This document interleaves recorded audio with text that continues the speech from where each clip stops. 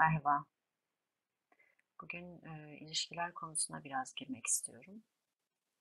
Birkaç gündür yaşadığım diyaloglardan dolayı e, bunun gerekli olduğunu düşünerek videonun karşısına oturdum. Bu arada sesle ilgili sıkıntıyı da sanıyorum çözdük. Umarım rahat bir şekilde dinleyebilirsiniz. Şimdi ilişkiler kuruyoruz. Pek çok ilişki kuruyoruz. Annemizle, babamızla, sevgilimizle, eşimizle, dostumuzla, patronumuzla, müşterilerle. İlişkiler hem düşüncelerimizi hem duygularımızı, hayatımızı yönlendiriyor, şekillendiriyor. İşe giriyoruz, işten çıkıyoruz. Partiye oy veriyoruz ya da vermiyoruz. Her türlü ilişki. Bir şeyin içerisine dahil olduğunuz an onunla bir iletişim kuruyorsunuz ve ilişki içerisinde oluyorsunuz demektir.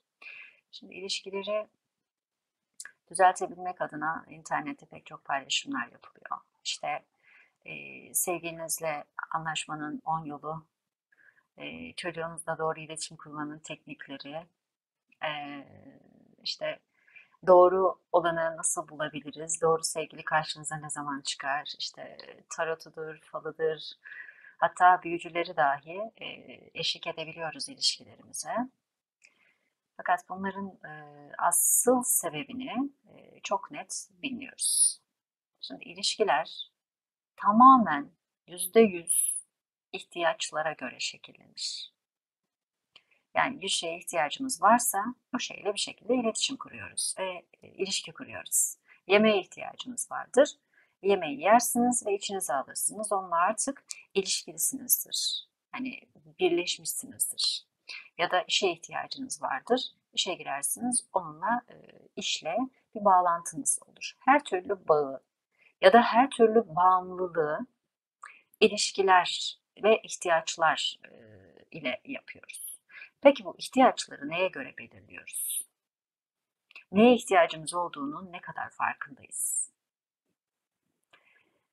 Aslında bunları otomatik olarak yapıyoruz arkadaşlar.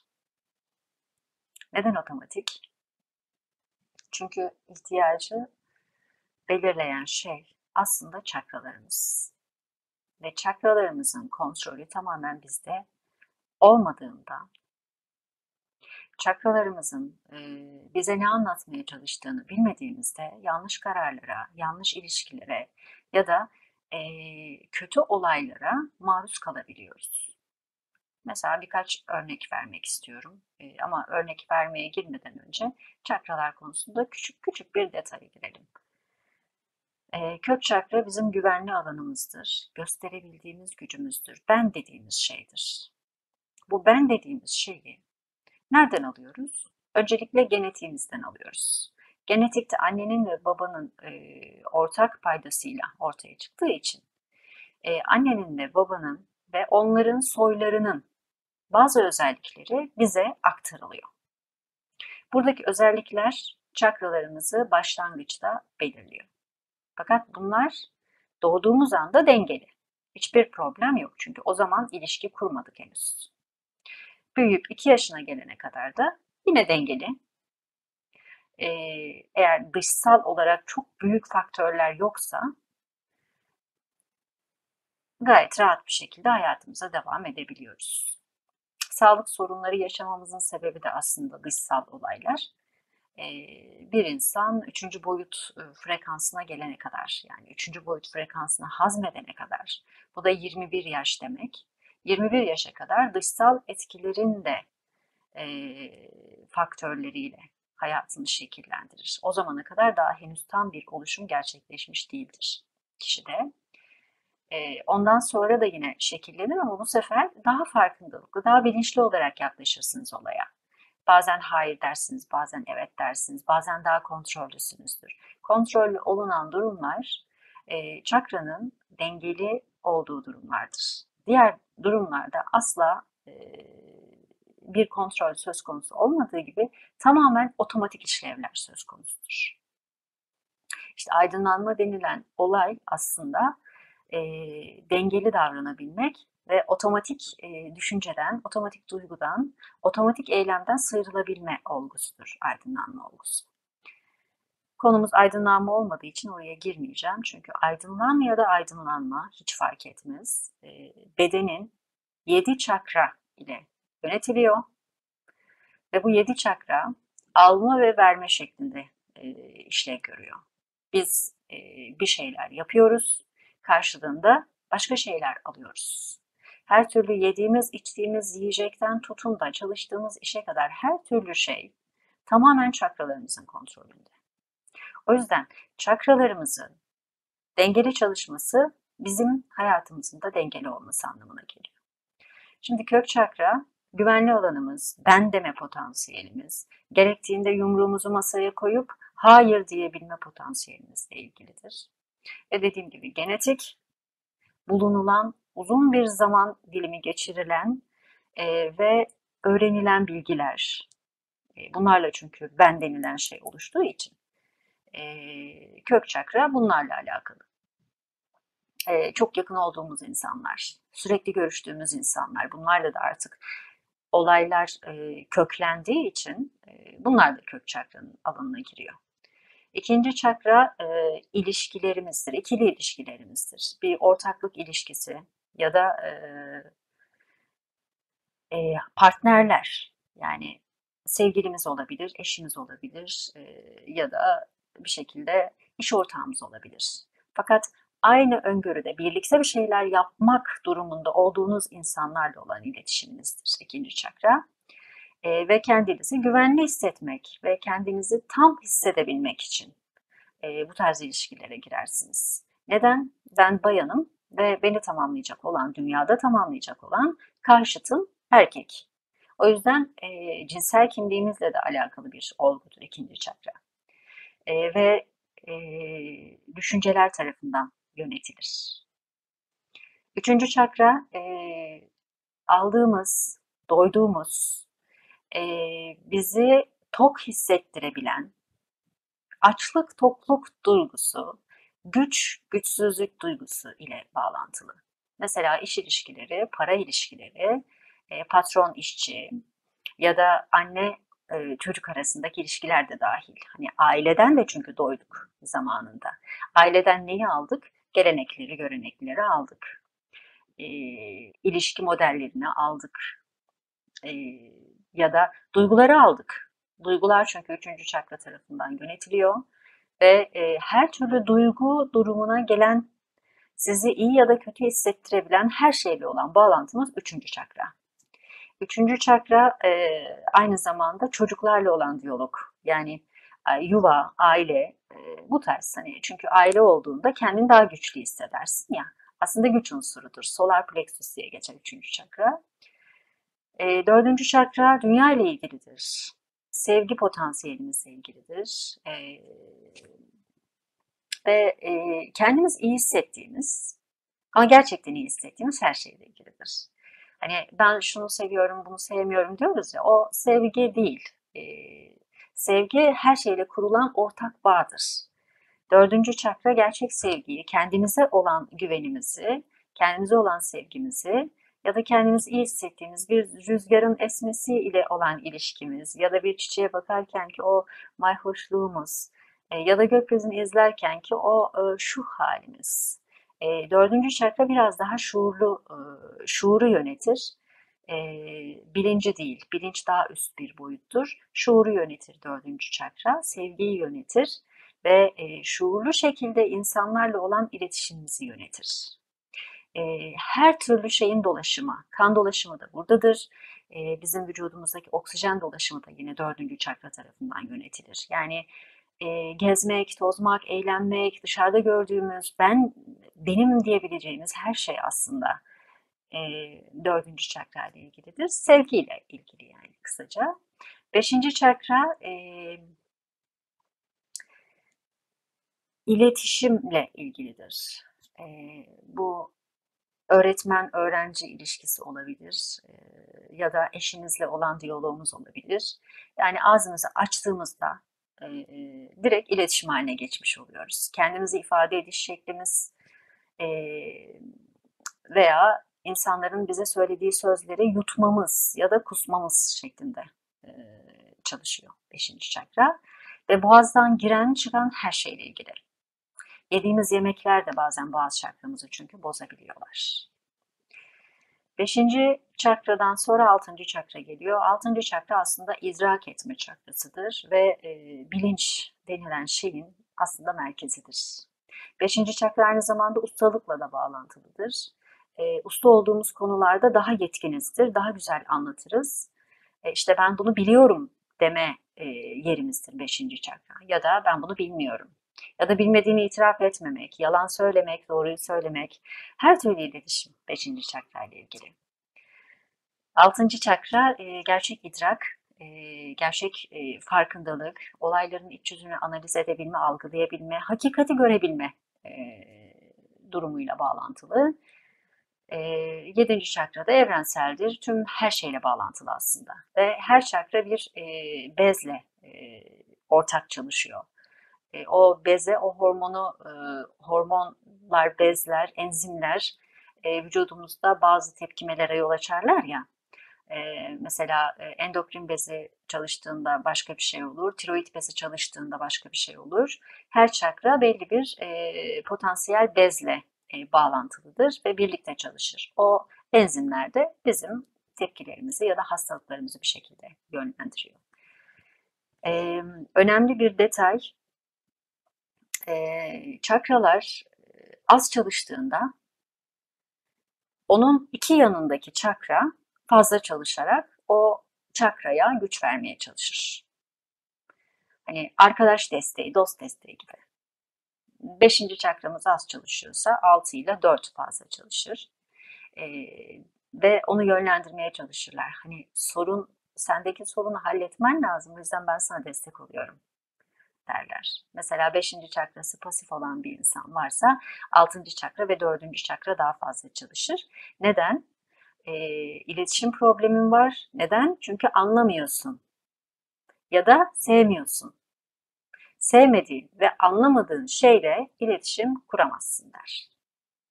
Bunların ikisi ona sevmeyi ve anlamayı öğretir ve o bir şekilde dengelenmenin yolunu bulur. Aslında kendimize zaman ayırsak, kenarda günde yarım saat, 1 saat hiçbir şey yapmadan, televizyon izlemeden, internete takılmadan otursak ve kendimizle zaman geçirsek, günde sadece yarım saat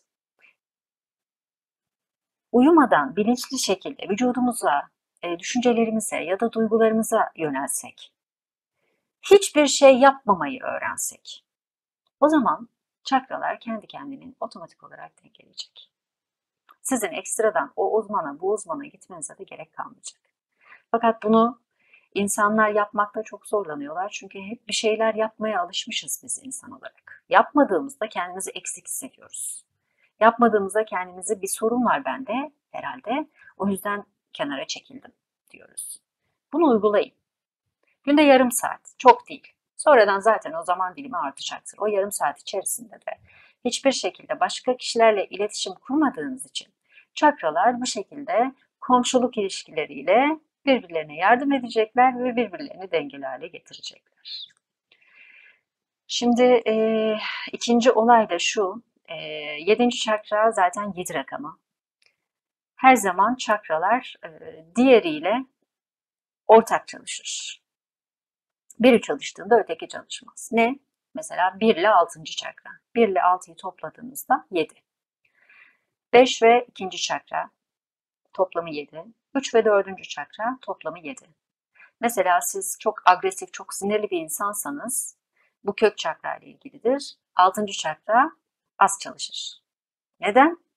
Çünkü sen çok çalışıyorsun. O zaman ben kendimi çalıştırmayacağım der. Anlayamıyorsun çünkü. Anlayamadığın için kızıyorsun. Anlayış burayla ilgili ya, başla ilgili, 3. çakra ile ilgili, 6. çakra ile ilgili ve anlayamadığın şeyler olduğunda da otomatik olarak kökte problemler oluyor ve sen daha agresif oluyorsun. Eğer 1. çakra az çalışırsa da bu sefer içe kapanık oluyorsun ve özgüvensiz oluyorsun. Özgüvensiz olduğun zaman da burası fazla çalışmaya başlıyor. Sana şöyle diyor. Sen akıllısın. Sen doğruyu görebilirsin.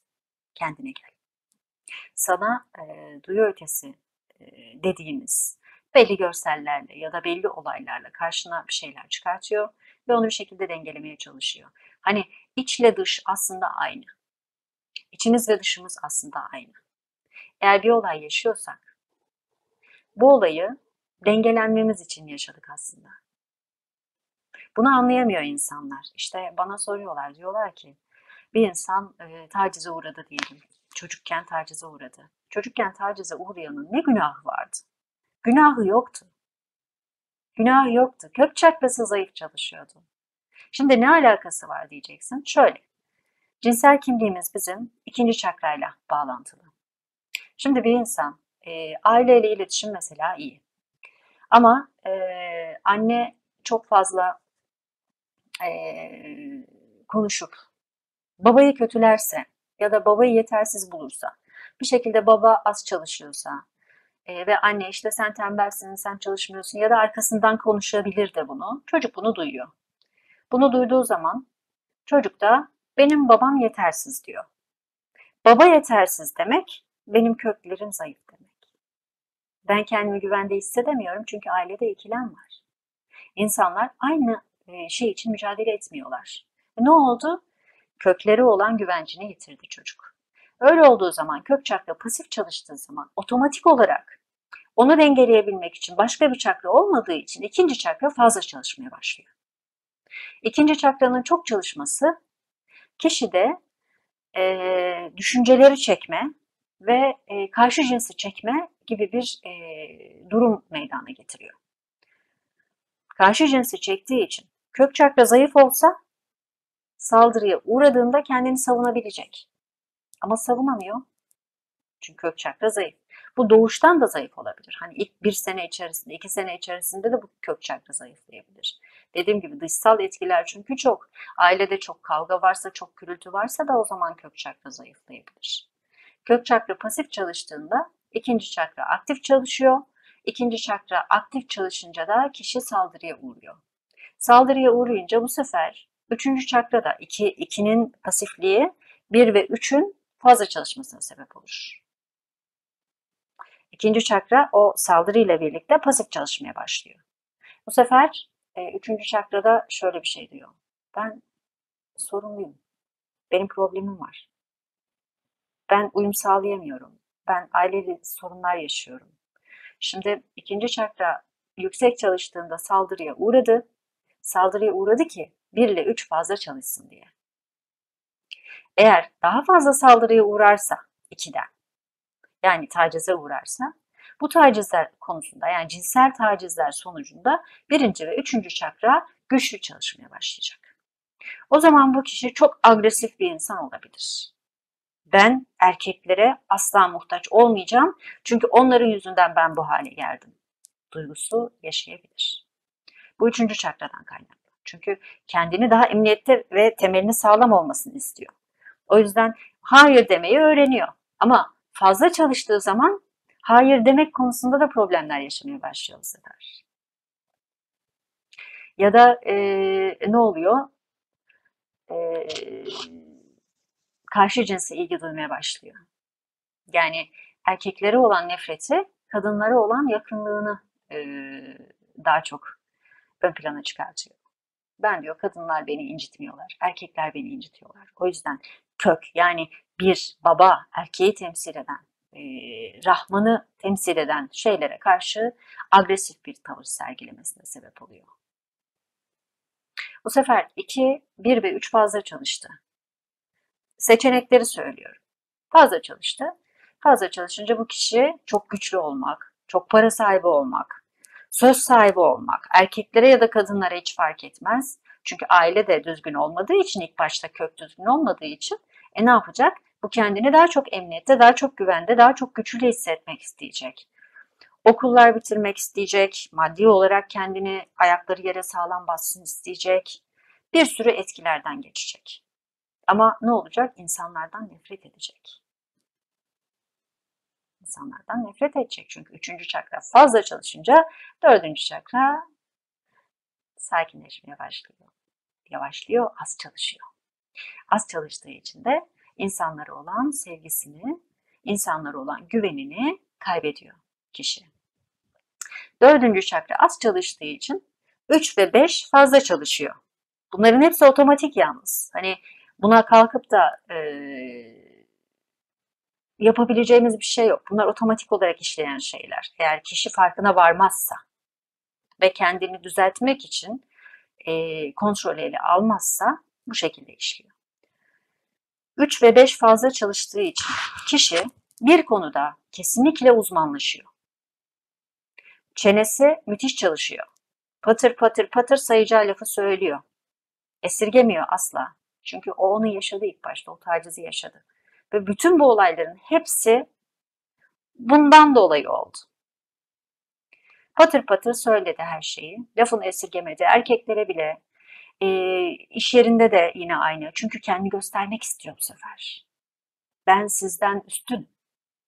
Ben sizden daha başarılı olmam lazım. Ben sizden daha güçlü olmam lazım. Oradaki olmam lazım. Ben olduğuma geliyor zamanla. Oluyor da. Başarılı oluyor. İyi bir konuşmacı oluyor. Kimse onunla laf yetiştiremiyor. Yani olmuyor. Ne demiştim daha önce? Mesela 2. çakra ile 5. çakra aktif birlikte çalışır demiştim. Şimdi 2. çakra pasifti. 5. çakra otomatik olarak aktif oldu. Yani kişi daha söz sahibi, daha lafını esirgemeyen, daha kimsenin onu ezmesine izin vermeyen bir söylem diline geldi. Fakat 5. çakra aktif çalıştığı için yine otomatik olarak 6 problem yaşıyor. Ve bu sefer şöyle diyor. Akıl edemiyor, anlamıyor, olayı idrak edemiyor. Ne oldu? Tüm sistem bozuldu. Yani tek bir olay kendini düzenlemeyi bilmediği için ve olaya çok fazla takıntılı olduğu için bütün bedeni, bütün düşünceyi, duyguyu, bütün hayatı değiştirdi. Şimdi mesela nereden konu alalım? 3. çakra. Bir insan sürekli ailesi tarafından yemek yemeye alıştırılmış. Sürekli ağzına tıkmışlar, sürekli ağzına tıkmışlar yemeği. Ve hiçbir şekilde onun seçimi olmadan çok fazla mide çakrası çalışmaya başlamış. Tabii boğaz da çalıştığı için 5 çalışıyor. 3 de çalışıyor. Bu çocuğa sürekli yemek yediriyorsun. Boğazdan giden şey mideye iniyor tabii haliyle. Aradaki kalp ne oldu? 4. çakra pasifleşti. Bu çocuk yemek yiyor ama bu sefer kendini mutlu hissetmek için yiyor. Yemek yemezse sevilmeyeceğini düşündüğü için yiyor. Çünkü böyle öğrenmiş. Yemek yediğinde aferin çocuğum. Böyle devam et. Helal olsun sana. Yiyorsun. Bak ne güzel tombiş tombiş oldun. Bunu yapan kişiler aile. Ve 5 ile 3 fazla çalıştığından dolayı 2. çakrada problemler yaşıyor. Neden problem? Bu kişi şişman oldu çünkü. Şişti. Kilo aldı. Kilo aldı, yedikçe yedi, yedikçe yedi. 3. çakrada çok fazla çalıştığı için hep bana, hep bana, hep bana diye bir düşünce yapısı oluştu kişide. Çünkü çok fazla çalıştığı için kendini çok güçlü hissetmeye başladı. Güçlü hissetmeye başladı ama 2. çakra haliyle 4 ve 2 yavaş çalışıyor 3'ü dengelemek için. 2 yavaş çalışınca bu sefer ilişkiler bozuldu. Bu kişi kendine sevgili bulamıyor. Sevgili bulamamasının suçunu da 3. çakraya bağlıyor. Yani diyor ki ben diyor kiloluyum, o yüzden insanlar beni sevmiyor diyor. Ama alakası yok. Sonra ne oldu? 2. çakra pasif olduğu için otomatik olarak 1. çakrada aktif oldu. Aktif olunca benim bunu yapmam lazım. Benim zayıflamam lazım. Benim spor yapmam lazım. Lazım da sen nasıl yapacaksın? Biliyor musun bunu? Yaptın, yaptın, yaptın. Olmuyor. Neden olmuyor? Çünkü sen kendini sevmiyorsun. Çünkü sen kendini güvenli alanda hissetmiyorsun. 2 ile 4 ve 6 problem yaşıyor. Kendini sevmeyen ya da doğru mantığı yürütemeyen bir insan nasıl olacak da başarılı olacak bunlarda? Mümkün mü? Ömür boyu kilolusun sen. Önce bunların farkına var. Sen kilolu olsan da olmasan da seni yine sevecek olan insanlar var. Önce yemeği azalt çünkü sorun orada. İkincisi, ağzını sıkı tut. Çeneni kapat ya da ağzına mukayyet ol. Dik. Buradan girmesin bir şey. Problem oradan başladı çünkü. Sen yedin, aldın ve tek bildiğin şey o. Çünkü bilgi buradadır demiştim ya. Hani ustalık buradadır. Bunu öğrendin sen. Yemek yemeyi öğrendin. Yemek yemeyi unut. Az ye. Boğazına sahip çık. Ondan sonra hepsi tek tek dengelenecek. Ben yapamıyorum, ben edemiyorum. Yok öyle bir şey. Onu dengelediğin anda mideni rahatlat. Günde bir kez ye. Günde bir kez ye ama full ye. Önemli değil ne kadar yediğin. Ama yedikten sonra lütfen hareket etme. En büyük hata bu çünkü. Midenin hazmetmesine yardımcı ol. De ki ben senin yanındayım. Birlikte başaracağız bunu. Mideciğim.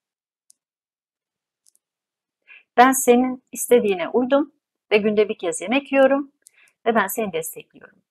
Hazmet bunu de. Hazmedemiyorsun çünkü. Doğru hazmedemiyorsun. Çünkü full düşünce halindesin, full hareket halindesin. Yapma. Yemek yedikten sonra otur 1 saat. Kendine zaman ayır. Eğlenceli bir şeyler yap. Ya da kendini sev. Ama daha farklı şeylerle kendine engeller yaratmaya devam etme. İletişimi kes. Sadece onu düzeltmeye odaklan. Olay bu. Şimdi çakra terapistleri var, enerji terapistleri var. Ben de bir ara bunlara çok fazla ilgi duymuştum. Ben de şifacıyım. Ama bunu çok fazla yapmıyorum. E, ve uygulamadan ziyade kişilere nasıl iyileşmeleri gerektiğini öğretmeyi tercih ediyorum. Fakat bunu yapan usta insanlar var. Eğer talep ederseniz kişi sizi dengeleyecektir. Çakralarınızı da dengeleyecektir. Problemi ortadan kaldıracaktır. Fakat bunu yapan kişiyi çok iyi seçmeniz gerekli. Neden çok iyi seçmeniz gerekli? Çünkü onun da çakraları var. Onun da çakraları hala işlev halinde. İşlemi yaparken herhangi bir şey düşünüyorsa buradaki düşünce size otomatik olarak geçer. Sevgisizlik yaşıyorsa, ailesinde sorun yaşıyorsa bunu size aktarır arkadaşlar. Farkında bile olmazsınız. Çünkü her şey yakın olmakla ilgili. O yakınlığı kurduğun anda buna engel olamaz. O çakrasal geçişe engel olamaz. Ya da her gün dediğim gibi yarım saatlik ya da 1 saatlik bir molayla kendine zaman ayırarak çakralarını dengeleyebilirsin. Başka bir örnek verelim. Bu sefer işle ilgili olsun. Kişi kendini güvende hissetmiyor. Mesela ailesi buna hiçbir şekilde maddi destekte ya da manevi destekte bulunmamış. Kök çakra zayıflamış. Kök çakra zayıf olduğu zaman da yine aynı şekilde ikinci çakra pasif hale geliyor. Üçüncü çakra daha aktif hale geliyor. Kişi agresif, kişi hareketli, kişi çok şey ama sevgiyle alakalı hiçbir şey yok. Ve sevgi potansiyeli yüksek bir insanla karşılaşıyor diyelim. Dördüncü çakrası çok güzel çalışan bir insanla iletişim kuruyor. Onun yanında kendini rahat hissediyor. Neden? Çünkü 4 devreye girdiği zaman o kişiyi dengeledi. Dengelediğinde otomatik olarak 3 ile 5 de dengelendi. 3 ile 5 ile dengelenince eğer bu kişiyle cinsel bir teması yoksa bütün çakralar dengelenebilir. Fakat cinsel temas varsa ve o kişinin ikinci çakrası pasif. İkinci çakra pasif. Tamamen dengelenme yaşanmadı henüz. İkinci çakra pasif olduğu için öbür taraftaki kişinin ikinci çakrası ona baskı yapar. Ve bu sefer yine 1 ve 3 fazla çalışmaya başlar. Der ki sen benim çok üstüme geliyorsun. İkinci çakradan dolayı. Hani birlikte aslında sorun tamamen cinsel ilişkiye girmiş olmalarıdır. Başka hiçbir şey değil. Eğer cinsel ilişki ortadan kalkarsa o kişinin 4. çakrasının o güzelliği diğer kişinin diğer çakralarını dengeler. Fakat dördüncü çakradan dolayı, buradaki dörtten dolayı o ona dördü verdi. 3 ile 2 de 3 ile 5 de yavaş yavaş dengelendi. İletişimi düzgün kurmaya başladı, iş ilişkileri düzgün gitmeye başladı, değil mi? Ama ne oluyor? Mesela bu kişinin bir borcu var. Onu ödemesi lazım. Onu ödemesi lazım ve bu sefer üçüncü çakra yine fazla fazla çalışmaya başlıyor. Birinci çakra da yine fazla çalışmaya başlıyor. Tek çakralar. Ve tekil çakraların fazla çalışması bu kişiyi yine cinsellikten uzaklaştırıyor. Bu sefer kadın ya da erkek fark etmez şey diyor, eşim benimle iletişime geçmiyor. Beni istemiyor herhalde diyor. Ama onun yapması gereken şeyler var. 1, 3, 5 hepsi zoraki eril çakralar. Ve onun yapmak zorunda olduğu görevlerden dolayı da bu kişi biraz daha farklı davranmaya başlıyor. Çünkü o dördüncü çakrasından ona verdi. İkinci çakrasından da verdi. Ne oldu? Bu sefer kendinde yavaş yavaş eksilmeye başladı.